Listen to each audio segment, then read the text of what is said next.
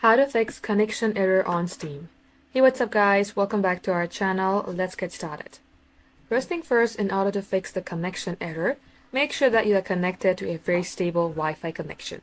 You can go ahead and check your Wi-Fi, and if your connection is slow, connect it to the fastest Wi-Fi that you can find.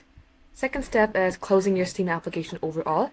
So make sure that you close it. Once you have closed your Steam, also make sure that this is closed overall. So click on this drop down menu. If you see Steam here, right click onto it, exit Steam. And now for the third step, come below at the search bar, type in Steam. You will see this open file location, click onto it. Right click onto it, again open file location. And here, right click onto it. You will see this properties, click onto it. Click on compatibility. Make sure these two are checked.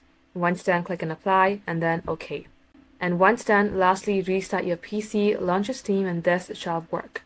Thank you all for watching. We will catch you up in our next upload.